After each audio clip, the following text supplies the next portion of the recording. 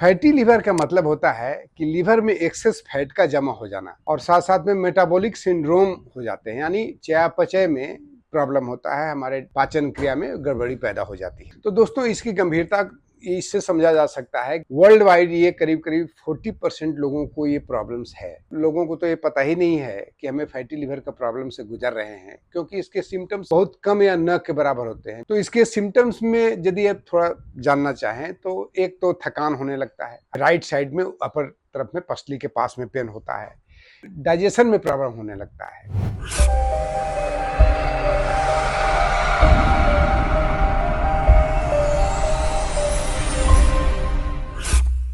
Fatty liver का मतलब होता है कि लिवर में एक्सेस फैट का जमा हो जाना, जिसके कारण हमारे लिवर में इन्फ्लेमेशन हो जाता है, लिवर बड़ा हो जाता है और साथ साथ में मेटाबॉलिक सिंड्रोम हो जाते हैं, यानी चयापचय में प्रॉब्लम होता है, हमारे पाचन क्रिया में गड़बड़ी पैदा हो जाती है। तो दोस्तों, इसकी गंभीरता इससे समझा जा सकता है। वर्ल्ड वाइड ये करीब करीब 40% लोगों को ये प्रॉब्लम्स है। हमारे देश की बात जब करते हैं तो इसमें लोगों को तो ये पता ही नहीं है कि हमें फैटी लिवर का प्रॉब्लम से गुजर रहे हैं, क्योंकि इसके सिम्टम्स बहुत कम या न के बराबर होते हैं, जो कि जनरल टाइप होते हैं। तो यहाँ इंडिया में भी इसका थोड़ा गांव में कम होता है, लेकिन शहरों में इसका बढ़ करके करीब करीब 40% तक इसका भी जनसंख्या पहुंच गया है फैटी लिवर के बारे में।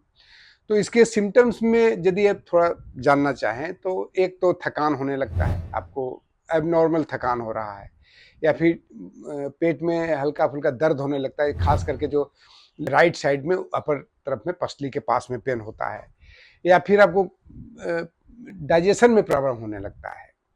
तो बहुत सारे ऐसे ऐसे सिम्टम्स हैं जो कि बहुत सारे ऐसे ऐसे लक्षण जो कि बहुत कॉमन है, इसलिए आप पता नहीं कर पाते। तो इसका पता चलता है, आप या तो ब्लड टेस्ट वगैरह कराते हैं, जिसमें आपको SGPT और SGOT आता है, उसका यदि वैल्यू बढ़ा रहता है खास लिमिट से, तो उससे हम बोलते हैं कि फैटी लिवर हो गया।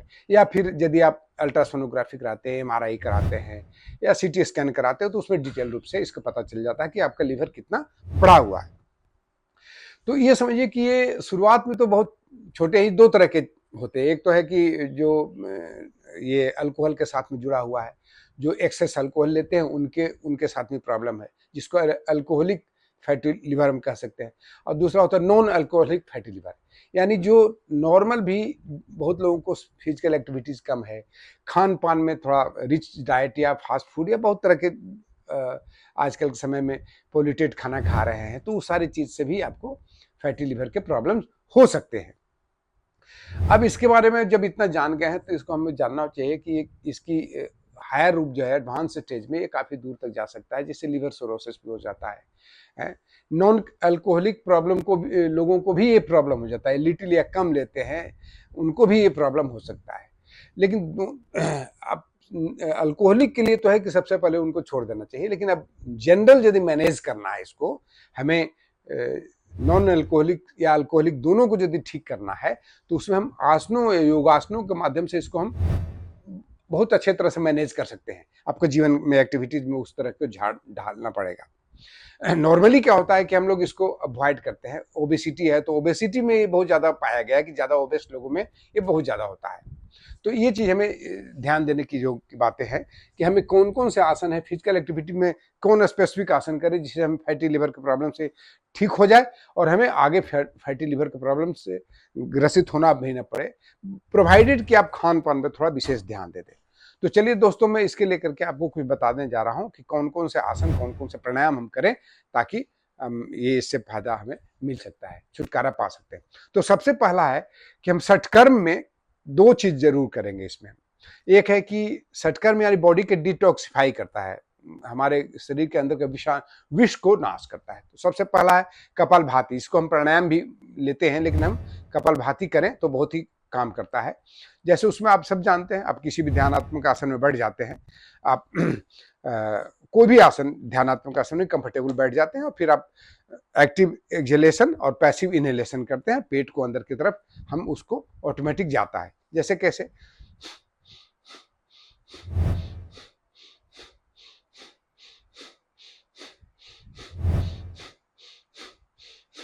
इसको सुबह शाम आप प्रतिदिन जब एम्प्टी स्टोमक हो तो कम से कम 5 से 10 मिनट तक जरूर करें। धीरे धीरे करें शुरुआत में, फिर बाद में धीरे धीरे इसको स्पीड को बढ़ा भी सकते हैं और झटका भी बढ़ा सकते हैं, यानी पेट को अंदर ज्यादा स्पीड में ले जा सकते हैं। तो इसे कपालभाति जरूर करें, इसमें बहुत लाभ पहुंचाएगा। कम से कम 5 मिनट, और आप 10 से 15 मिनट तक भी इसको कभी भी कर सकते हैं, सुबह शाम कभी भी। इतना ही ध्यान देना है कि हम एम्प्टी स्टोमक रहें। दूसरा है षटकर्म में ही मैं बताने जा रहा हूं, जो कि एक अग्निसार क्रिया है। इसका तो नौली भी आगे में होता है, लेकिन हम पहले अग्निसार ही बता देता हूं ताकि अग्निसार से आपको फायदा मिलेगा। अग्निसार क्रिया कैसे करते हैं, यानी हम पहले क्या करते हैं कि श्वास को बाहर छोड़ देते हैं। बेटर है, ये करके दिखा दूं आपको। घुटने पर इस तरह से आप आ जाइए और श्वास को बाहर छोड़ देते हैं,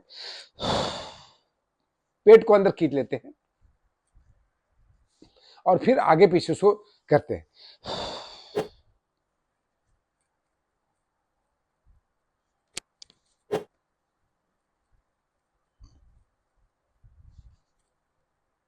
मैंने हाथ दिखा दिया इस पर रख करके कि आपको पता चले कि कैसे मूवमेंट हो रहा है।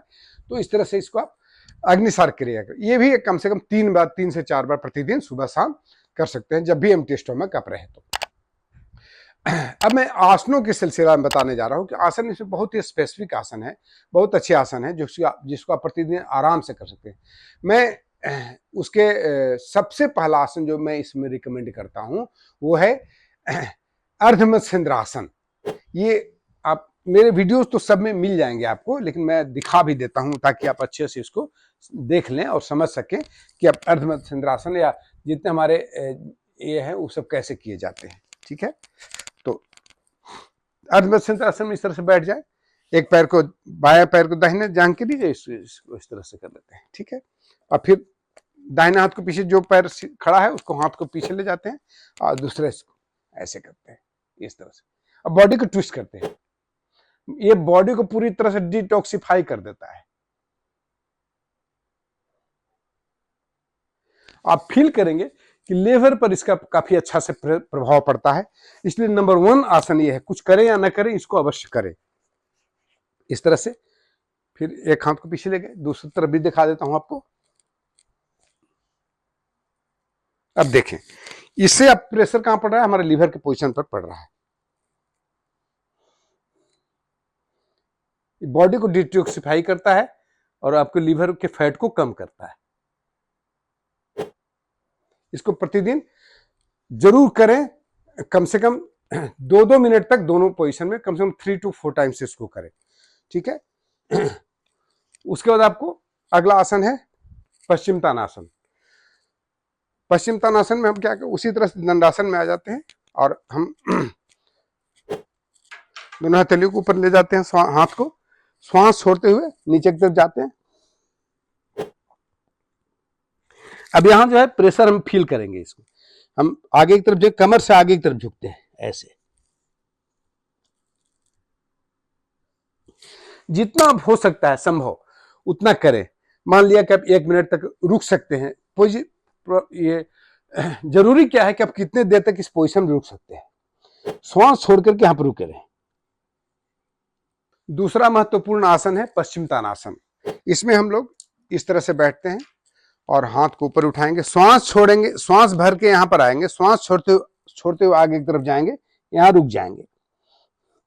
जहां तक अब जा पाते हैं आगे की तरफ झुके और इस पोजीशन में कम से कम 30 सेकंड से लेकर के और 1 मिनट तक रुके रहे।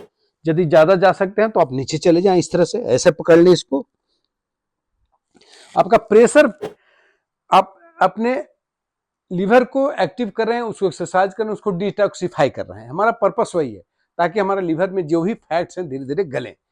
इसका अपोजिट आसन, इसको कम से कम 3 टाइम्स जरूर करेंगे, 1 मिनट या 30 सेकंड तक। अब इसका अगला है उष्ट्रासन। उष्ट्रासन कैसे करते हैं तो जस्ट मैं पहले भी दिखा चुका हूं, उष्ट्रासन में हमारे वीडियोज हैं। ऐसे आकर के इस तरह से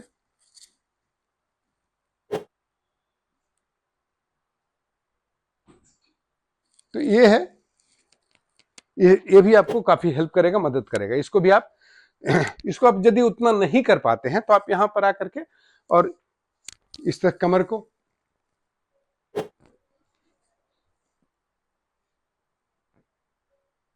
ऐसे कर सकते हैं ताकि आपका जो लीवर वाला पोर्शन है एक्टिव हो जाता है। फिर अगला आसन हम मंडूकासन, इसमें बहुत ही इफेक्टिव होता है। मंडूकासन काफी, इसको हर तरह की प्रॉब्लम्स में जो स्टमक से रिलेटेड हैं, नॉट ओनली लिवर, लिवर के साथ साथ में आपको पैंक्रियाज हुआ, आपके डाइजेस्टिव, टोटल डाइजेस्टिव ऑर्गन्स के लिए बहुत अच्छा है। तो इसमें आप कैसे करते हैं, वज्रासन में बैठ जाते हैं, मुट्ठी बना लेते हैं, नाभि के बगल में इसको रखते हैं और आगे आगे श्वास छोड़ते हुए आगे की तरफ आगे की तरफ झुक जाते हैं। ध्यान दें, एड़ी से आपके बटक्स नहीं उठने चाहिए, एड़ी से आपको सीटिंग एरिया नहीं उठना चाहिए। अब आप फील करें कि अच्छे से प्रेशर पड़ रहा है आपको। इसमें आपके सभी ऑर्गन्स को आप अच्छे से देखभाल कर पाते हैं इस माध्यम से। इसको फिर एक दोबारा इस तरह से हाथ को नाभि के ऊपर में रखें, दूसरा इस तरह से, श्वास छोड़े, आगे आगे की तरफ झुके।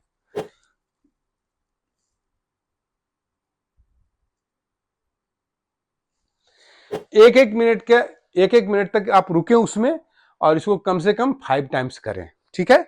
बहुत फायदा करने वाला है ये। एक है जो कि बहुत ही पैरासिम्पैथेटिक नर्व सिस्टम को भी रेगुलेट करता है, हमारे सभी अंगों को ऑटोमेटिक सुचारू रूप से चलने के लिए बाध्य करता है, जिसे हम कहते हैं आपको गोमुखासन। आप इस तरह से ऐसे बैठ जाए और गोमुखासन आप इस तरह ऐसे, आप आंख को बंद करके धीरे धीरे इसको लंबी गहरी श्वास भरे, लंबी गहरी श्वास छोड़े। यह हमारे पैरासिम्पैथेटिक नर्व सिस्टम को एक्टिवेट करता है और आपके सभी पाचन क्रिया के जितने अंग हैं सब ऑटोमेटिक बहुत अच्छे से काम करने लगते हैं और जो हमारे टॉक्सिन्स हैं बाहर निकलते हैं, ठीक है। फिर इस तरह से इसको दूसरे पैर को भी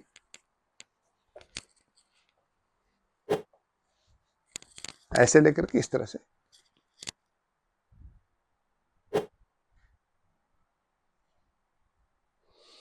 तो ये हमारा बहुत ही शानदार 5 बैठ के किए जाने वाला आसन। अब थोड़ा लेट के किए जाने वाला आसन में दिखा देता हूं, जो कि इसमें काफी लाभदायक होंगे। तो हम सबसे पहले करेंगे भुजंगासन। ऐसे लेट जाते हैं, सबने आप जानते होंगे, श्वास भरते हुए यहां पर आते हैं। इसको 3 वेरिएंट में हम तीनों तरह से करते हैं। एक ये हुआ, दूसरा है पूरा हाथ को खोल देते हैं इस तरह से, और तीसरा है इसको छाती के नीचे रख लेते हैं, एक हथेली को दूसरे हथेली के पास, और इस तरह से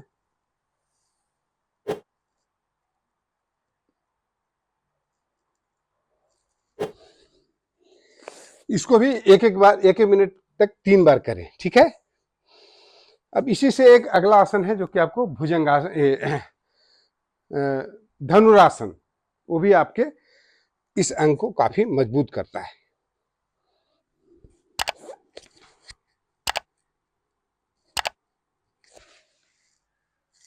यह है धनुरासन।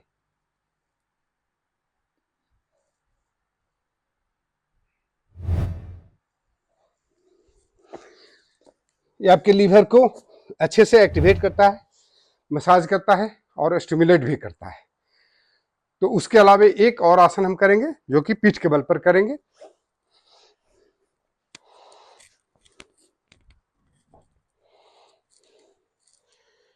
इस तरह से ऐसे लेट जाते हैं,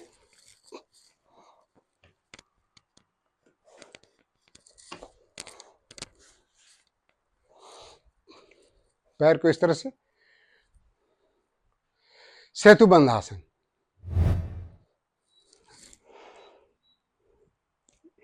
इस पोजीशन में आप रुक सकते हैं, जितना देर चाहे, 1 मिनट 2 मिनट तक रुक सकते हैं। इसको आप राउंड्स को बढ़ा सकते हैं, 5 टाइम्स इसको करें, रुक रुक के 1 मिनट के लिए। तो इतने सारे आसन में से आपको यदि लगे कि कुछ दिक्कत हो रहा है, यदि उसे सेलेक्ट कर लें, 4-5 आसन आप प्रतिदिन करें, आपको काफी फायदा होगा। प्राणायाम में मैंने पहले 2 शॉर्ट कर्म बता दिया। प्राणायाम में आप अच्छे से नाड़ी शोधन प्राणायाम कर लें। आप जानते हैं, लेफ्ट से इनहेल करेंगे, राइट से एक्सहेल करेंगे, राइट से इनहेल करेंगे, लेफ्ट से एक्सहेल करेंगे। बहुत अच्छा है इसको।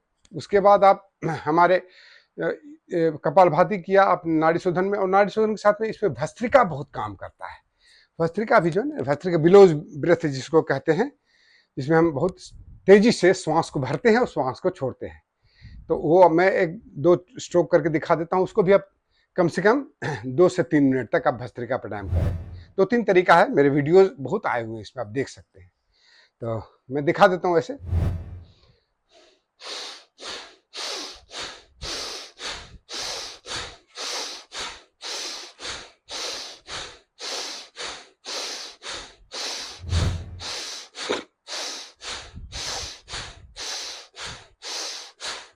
ये आप 1-1 मिनट के अंतराल में, और जब आप एंड होता है तो आप राइट नोस्ट्रिल से श्वास भरते हैं, लेफ्ट से छोड़ते हैं। एक चक्र के बाद आप सूर्य भेदन प्राणायाम कर लेते हैं, यानी राइट से लेकर के लेफ्ट को छोड़ देते हैं, लेफ्ट से छोड़ देते हैं। तो इसे हम भस्त्रिका प्राणायाम करते हैं। ये 3 राउंड कम से कम 30 स्ट्रोक्स का एक राउंड, जैसे मैंने किया अभी एक राउंड किया 30 स्ट्रोक्स का, आप इसको बढ़ा भी सकते हैं और इसको 3 राउंड्स करेंगे। तो ये सारे आपके बहुत ही लाभदायक हैं लीवर के फैट को कम करने के लिए। दोस्तों एक चीज ध्यान रखिएगा, ये फ्यूचर में बहुत ज्यादा इसका दुष्प्रभाव फ्यूचर में पड़ सकता है, इसको अवॉइड नहीं किया जाना चाहिए, और हो सकता है ये कभी आपको लीवर के कैंसर में भी परिवर्तित हो जाता है। तो अब दोस्तों ये रहे कुछ आपको आसन प्राणायाम कर, आप इसको अच्छे से करिए और अपने लीवर को स्वस्थ रखिए। बहुत बहुत धन्यवाद दोस्तों। यदि आपको ये वीडियो अच्छा लगा हो तो आप इसको लाइक करें, सब्सक्राइब करें और इसको शेयर करें। बहुत बहुत धन्यवाद। जय हिंद।